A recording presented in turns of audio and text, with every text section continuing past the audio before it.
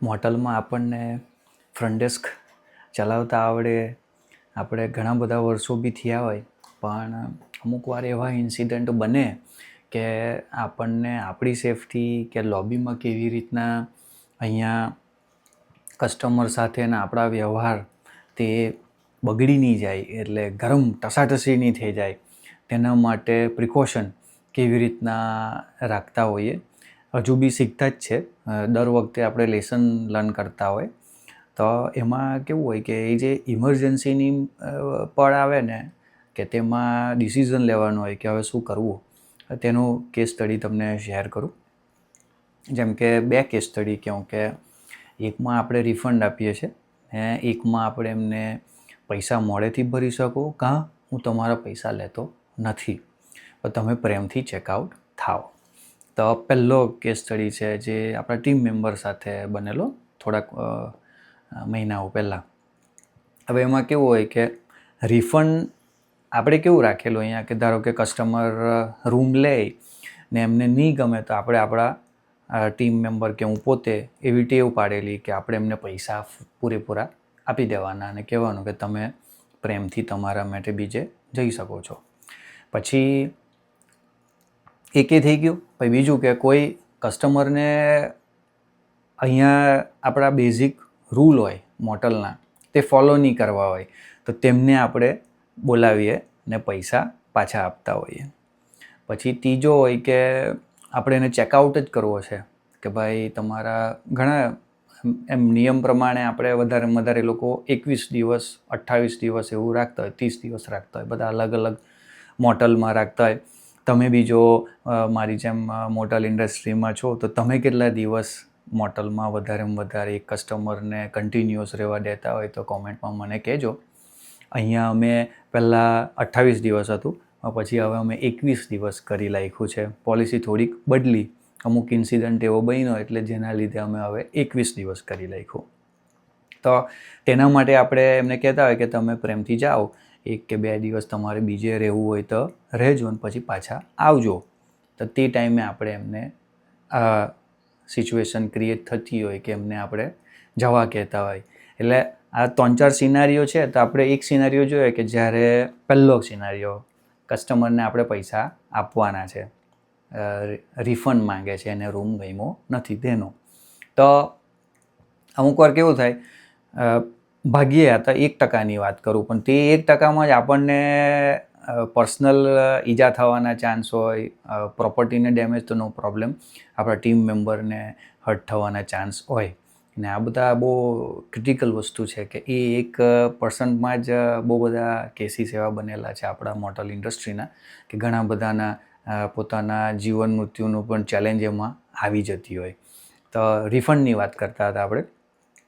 ધારો કે કોઈ કસ્ટમરને અહીંયા રૂમ આપ્યો ને એને રૂમ ગમ્યો નથી, તે યુઝ્યુઅલ કેવું હોય કે રૂમ નહીં ગમવાના જે ચોઈસ કરવાની હોય ને તો માણસો 10-15 મિનિટમાં કરી દે કે મને ચાદર, બેડ સ્પ્રેડ, બાથરૂમ, હીટ કે કોલ્ડ, એસી, ટીવી એ બધું જે કોમન પ્રોબ્લેમ ખરા ને તે એટલી મિનિટમાં એ જાણી લે. પછી આપણને કહે કે ભાઈ મને hi my room has a problem and can you please move me or change me to a different room.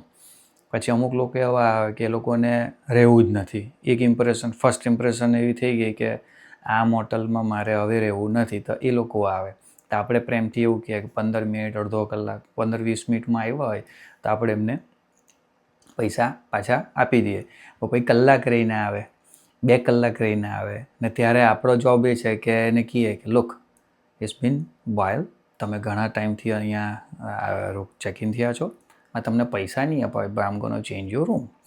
તો તે ટાઈમે એ લોકો હાર્શ થવા માંડે. એ લોકોની બોડી લેંગ્વેજ એકદમ તમારા પ્રેશરાઇઝ જેવા થાય, બધા મૂવમેન્ટ કરવા લાગે ને બધું ઇરિટેટ થવા માંડે પૈસાની બાબતમાં. હવે રૂમ આપણો વપરાયો છે, 2 કલાક થયા છે અને પછી એને પૈસા આપવાના આવે તો હું જોઈ લઉં કે કઈ બાઉન્ડ્રી સુધી મારે એને કહેવાય કે તને પૈસા નથી આપવાના. હવે અત્યારે હું હસતો છું, પણ જ્યારે હું એ લોકો સાથે વાત કરું ને ત્યારે મને બી એમ થઈ જાય કે સારું આપણો રૂમ વાપર્યો છે તો કેમ ના હારા ફૂલ પૈસા આપી દેવાના. તો તેમાં એવું થયું, એક એક્ઝેક્ટ પ્રસંગ જ તમને કહું. થોડાક મહિના પહેલાં અહીંયા રૂમ લીધેલો હતો ને રૂમ ટાઈપ પ્રમાણે પૈસા હોય, રિઝર્વેશન કરાવેલું હતું. આ વાતમાં ને વાતમાં યાદ આવી ગયું મને, એટલે તમને શેર કરું આ ટૉપિક. તો રૂમ હતો એમનો મલ્ટિપલ બેડનો, ને તે રૂમ એમને ગમ્યો નહીં ને એમણે રિઝર્વેશન કેન્સલ કરાવવું હતું. એટલે મેં કીધું કે તમે થર્ડ પાર્ટીને મેસેજ કરો ને એમણે મેસેજ કર્યો. પછી એમ કે મને તમારો બીજો અવેલેબલ રૂમ આપો. એ લોકો તો કેન્સલ કરે નહીં, તો મેં અવેલેબલ રૂમ આપ્યો, તેમાં બેડ ઓછા, એટલે કેવું કે ભાવ બી ઓછો, પેલો મોંઘો રૂમ ને આ સસ્તો રૂમ. હવે એમણે કેન્સલ નથી કર્યો એટલે આપણે શું બદલી આપ્યો અને બીજો રૂમ. તો આપણને એમ કે એ રૂમ આપણે જે ફિક્સ કરવાનું હોય તે ફિક્સ કરી ને તરત મેં બીજાને રૂમ આપી દીધો. ને 2 દાડા પહેલાં જે કસ્ટમર હતા બુકિંગ કરાવીને આવેલા, જેને મેં સસ્તામાં રૂમ આપેલો, તે ચેકઆઉટના ટાઈમે મને આવ્યા કે લોક ડિફરન્સ ઓફ મની છે 2 નાઇટના, તે મને કોણ આપશે? તું આપશે?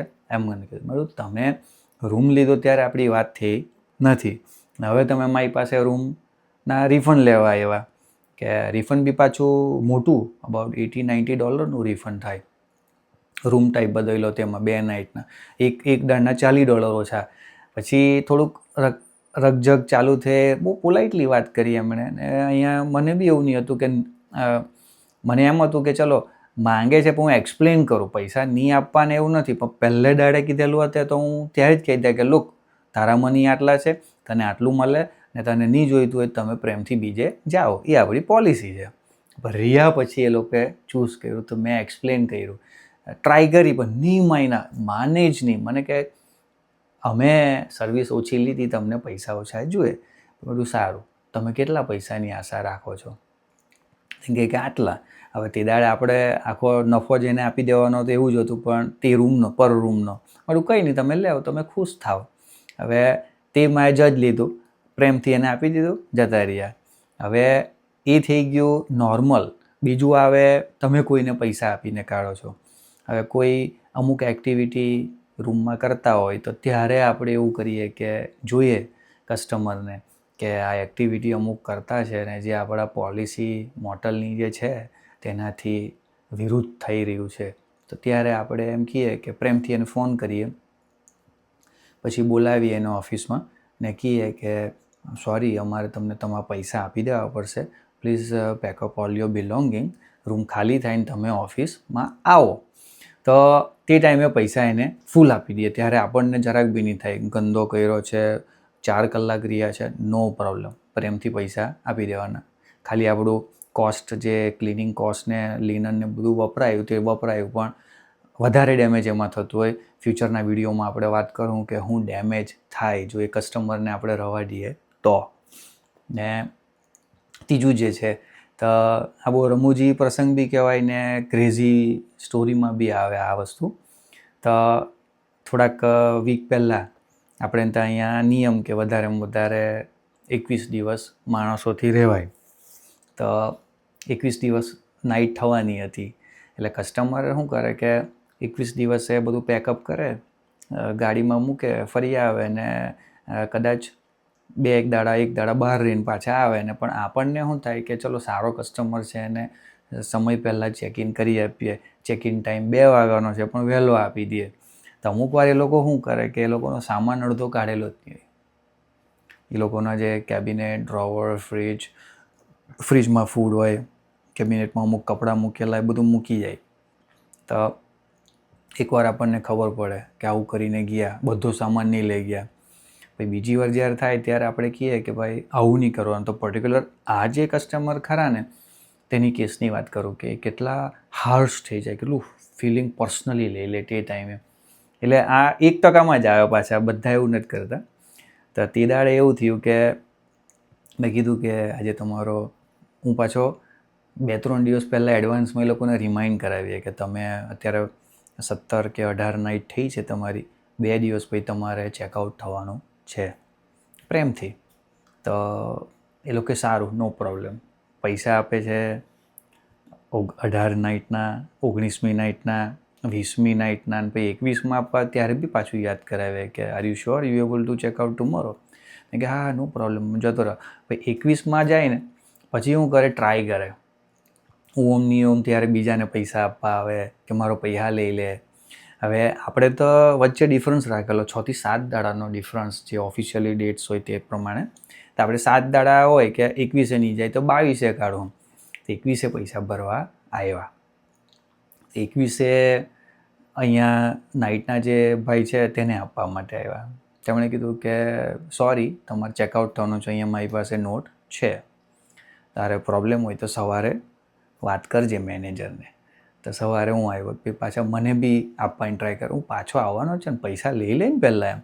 મેં કીધું ના, તમારે આખો રૂમ તમારો ચેકઆઉટ કરવાનો છે, પ્રેમથી ચેકઆઉટ થઈ જાય પછી હું તમારા પૈસા લેવું. તમે પાછા આવો ત્યારે લેવા, અત્યારે મારે લેવા એવું નથી.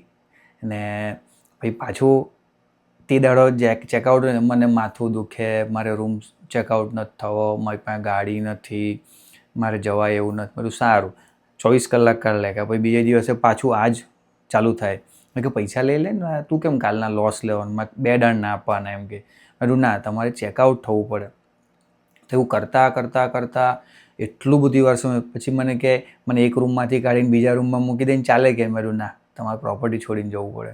પછી કે કોણ જોવાનું, હું તને લખી આપું કે હું તમને કોઈ બીજાનું નુકસાન નહીં કરું. મેં ના, આઈ એમ સોરી, તમારે પ્રેમથી જવાનું છે. પછી 2 દાડા પતી ગયા, ત્રીજે દાડે આવ્યા. તો ત્રીજે દાડે મારી સાથે એકદમ હીટઅપ થઈને વાત કરવા માંડ્યા કે આટલા બધા દાડથી તમારો ધંધો આપું છું ને પૈસા આપું છું ને મને આમ ને તેમ ને બધું એકદમ પર્સનલ, એકદમ લિટરલી લડાવવાના પોઈન્ટ પર આવી ગયા. પછી તે ટાઈમે બધું આઈ એમ સોરી, પણ તમારે જવું પડે. તો 2 દાડના પૈસા આપવાના બાકી હતા. એમણે મેં શું કર્યું, આઈડિયા વાપરી. મેં તમે જો 2 દાડના પૈસા ન આપતા, તે પૈસા તમે તમારા કેબમાં વાપરી લો ને તમારે ચેકઆઉટ પ્રેમથી થાવ. તમને માણસની હેલ્પ જોઈતી હોય તો હું આપું, હું આવું, બીજા 2 જણા આવીએ, તમારો સામાન બધો નીચે લાવીએ, કેબમાં મૂકી આપીએ, પ્રેમથી તમે જાઓ. કારણ કે મારે નહીં આપવા પડે 2 દાડના પૈસા, પણ તમારે નહીં આપવા પડે 2 દાડના પૈસા, તમે પ્રેમથી જાઓ. એટલે અમુકવાર પૈસા જતા કરીને બી એ જે ફ્યુચર પ્રોબ્લેમ આવવાનો હોય ને તે આપણે દૂર કરવો પડે એવું થાય. કારણ કે આપણે જો નહીં કાઢીએ એમને તો એ ત્યાં બેઠા આપણને વગાડે. સોરી, એક કસ્ટમર ચેકઆઉટ થતો છે. Thank you, have a good day. તો આપણે એને જતા કરવા પડે. એટલે જે જજ કરવું ને તે બહુ ઇમ્પોર્ટન્ટ છે કે આપણે કેવી રીતના જજ કરીએ. હવે અનુભવથી બધું આવતું હોય, રોજના આવા બહુ બધા અનુભવ થતા હોય તો બી આજે પણ અમુક અનુભવ એવા થાય કે ખબર જ નહીં પડે આપણને કે તે પોઝિશનમાં હું કરવું એમ આટલા વર્ષોથી.